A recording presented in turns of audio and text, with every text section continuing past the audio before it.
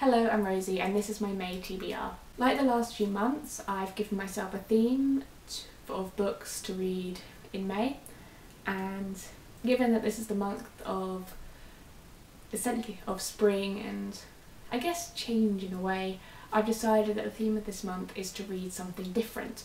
So books that I wouldn't normally pick out on a bookcase or read. And on my TBR shelf I have a selection of books that I picked up during my time at Penguin that I haven't got to yet because they're in genres that aren't really my favourite but they looked interesting. And since I didn't quite read all the classics books I wanted to read in last month's theme of classics, I've kind of moved them into this month as well because they're also something a bit different. They do kind of fall under the theme. The first book I want to read is The Luminaries by Eleanor Catton, which I am currently reading.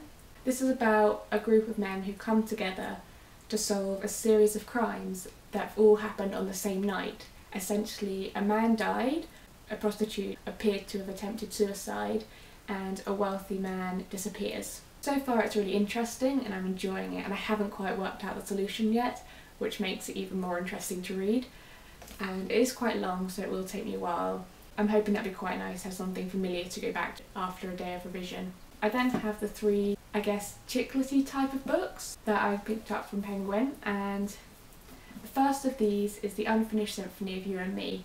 From what I gather on the back, it's about a girl who has a lot of talent for opera singing, but she's always been very shy about it until one day she decides she's just going to go for it and train to be an opera singer. And then while she's training, someone from her past shows up, and I'm guessing it's a kind of romantic thing given the title, and it does sound quite entertaining. This is a proof copy, by the way, which is why there's no real cover. All the blurbs in it say it's quite funny, so I imagine it'd be quite a nice read when I hit proper stress mode. I then have Secrets by Leslie Pierce. This is about a couple who get together during the war, and then the mother of the girl shows up, and the mother kind of abandoned the girl when she was very young. Apparently there's a number of family secrets, which sounds fairly interesting. So I imagine this book will be fairly entertaining. Like, both of these books seem to be like someone from the past shows up, but hopefully they won't be too similar. So I'm hoping I enjoy it, and then I'm hoping it'll be quite a light read as well. I then have The Girl in the Photograph by Kate Riordan. This one sounds fairly interesting. It's set in two timelines, from what I gather. One is about Alice, who comes to Vierco Manor, and her previous lady of the manor, Elizabeth. And then apparently there's some tragedy that occurred, and she finds that her life and the life of the previous lady of the manor are fairly similar. Like, the back says, Alice discovers Elizabeth's life eerily mirrors the path she herself is on. The past is set to repeat its sorrows, and with devastating consequences. So this sounds really good and quite different from the other two books, so I'm quite looking forward to it.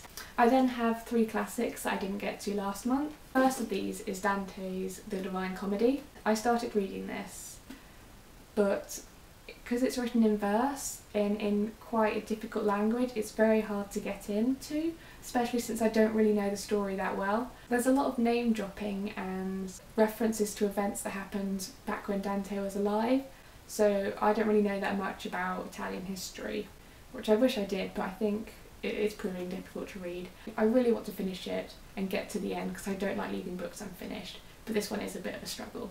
I then have Tess of the Durbervilles by Thomas Hardy. I struggle a bit with Thomas Hardy's books.